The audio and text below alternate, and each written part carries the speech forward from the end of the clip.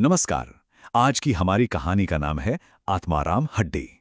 ये एक ऐसी कहानी है जो हमें लालच, जुनून और कुछ बहुत ही अंधेरी खतरनाक शक्तियों की दुनिया में ले जाएगी। तो कहानी शुरू होती है एक रहस्यमयी बाबा की, एक बहुत ही कह सकते हैं गहरी चेतावनी से। काला जादू खेल मत समझना, वो तो मौत से भी गहरी खाई है। अब ये जो शब्द है ना, ये कोई कहावत नहीं है। ये एक ऐसी भयानक सच्चाई की तरफ इशारा कर रहे हैं जो बहुत जल्द सामने आने वाली थी। चलिए अब मिलते हैं इस कहानी के मुख्य किरदार से, जिसका नाम है रघु।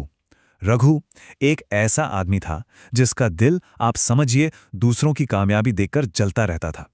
उसकी बस एक ही ख्वाहिश थी कि बिना मेहनत किए उसे सब कुछ मिल जाए। रघु की जिंदगी में न सिर्फ नफरत और लालच ही भरा हुआ था।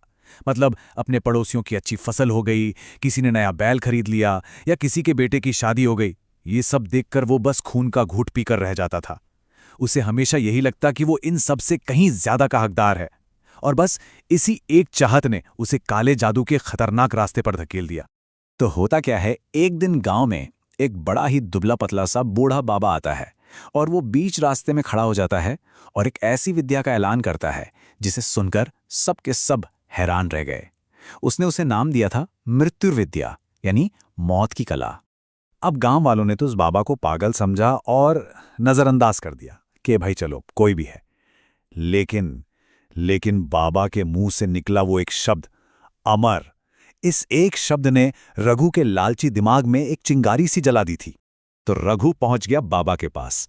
जब उसने उस विद्या के बारे में पूछा तो बाबा ने उसे इस भयानक कला की चाबी के बारे में बताया, और वो चाबी थी आत्माराम हड्डी। और सुनिए, ये कोई मामूली हड्डी नहीं थी, ये एक ऐसी चीज थी जिसे छूना भी मौत को दावत देने जैसा था। रघु वो इतना ज्यादा बेताब हो चुका था कि बाबा के सामने गिड़गिड़ाने लगा। कहने लगा, मेरी जान की फिक्र मत कीजिए बाबा, मेरे पास अब खोने को कुछ है ही नहीं, मुझे बस वो विद्या चाहिए, मुझे अमर होना है। उसकी आंखों में उस वक्त इंसानियत नहीं थी, सिर्फ और सिर्फ अमर होने का पागलपन था।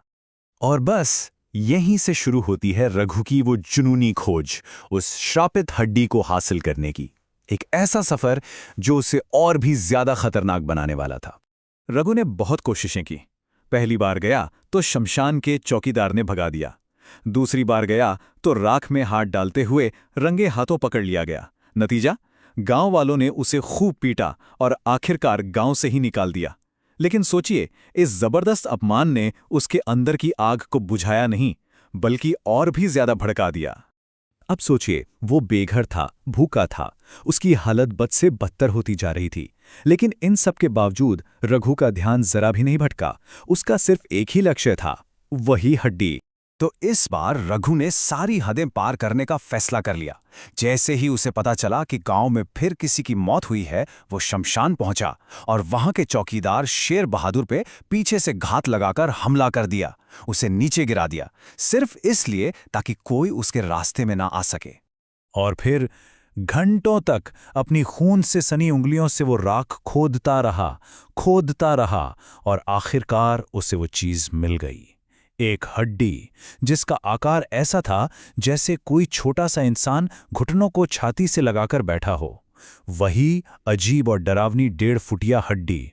उसकी बनावट वो बिल्कुल भी कुदरती नहीं लग रही थी। अब वो हड्डी हाथ में थी। रघु सीधा भागा बाबा के पास, और यहीं से कहानी अपने आखिरी और सबसे भयानक पड़ाव पर पहुंचती है। अब वक्त था अंतिम अनुष्ठान का। बाबा ने उसे 7 दिन तक चलने वाली एक बहुत ही कठिन तैयारी के बारे में बताया। उन्होंने कहा, इस हड्डी को 7 दिन तक किसी सुनसान जगह पर दफना दो। रोज वहां जाकर मंत्र पढ़ते हुए नींबू और काले तिल जलाओ, और हां, उस जगह के पास किसी को भी फटकने मत देना। और सबसे जरूरी चेतावनी ये थी कि सावधान रहना, क्योंकि ये हड्डी तुम्हें धोखा देने के लिए अपना रूप बदल सकती है। वो 7 दिन रघु के लिए किसी बुरे सपने से कम नहीं थे। होता यह था कि जमीन बार बार उस दफनाई हुई हड्डी को जैसे बाहर उगल देती थी। रात में रघु को सपने आते कि कोई काला साया उस हड्डी को निकाल रहा है, और जब वो सुबह वहां जाता तो उसे जमीन पर जानवरों जैसे अजीब पंजों के निशान मिलते।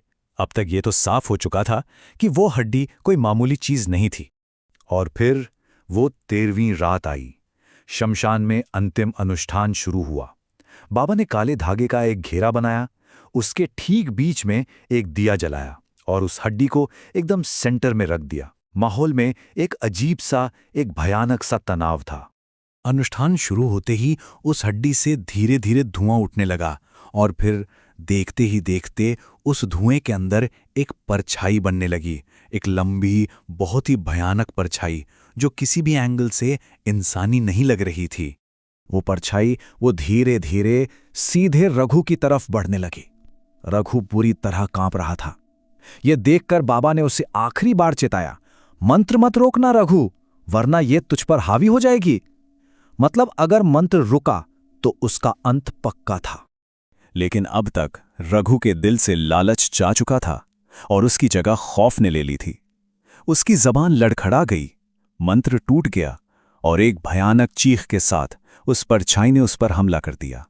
तो इस नाकाम अनुष्ठान का नतीजा क्या हुआ? चीख के बाद चारों तरफ सिर्फ खामोशी थी, एक भयानक, दिल दहला देने वाली खामोशी।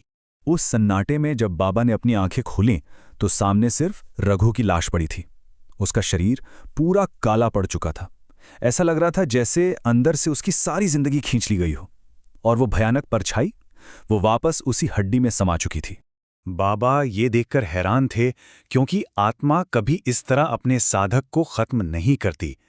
उन्हें समझ आ गया कि कुछ तो बहुत बड़ी गड़बड़ हुई है, पर सवाल ये था कि आखिर ऐसा हुआ क्यों? और यहीं कहानी का सबसे खौफनाक सच सामने आता है। जैसे ही बाबा ने उस हड्डी को छुआ, उन्हें सब कुछ साफ हो गया। वो कोई साधारण हड्डी थी ही नहीं, वो एक श्रापित अवशेष था। एक ऐसा अवशेष जिसमें एक नहीं बल्कि कई ताकतवर आत्माएं कैद थीं। उस पर पहले से ही इतना शक्तिशाली काला जादू किया जा चुका था कि उसे काबू करना नामुमकिन था। रघु का अंत तो असल में उसी दिन तय हो गया था जिस दिन उसने उसे पाने का फैसला किया। उसके लालच ने उसे एक ऐसे रास्ते पर धकेल दिया था जहां से वापसी का कोई रास्ता नहीं था। और ये कहानी अपने पीछे एक सवाल छोड़ जाती है कि क्या जिंदगी में वाकई कोई शॉर्टकट होता है, या हर अंधेरा रास्ता सिर्फ तबाही की ओर ही लेकर जाता है?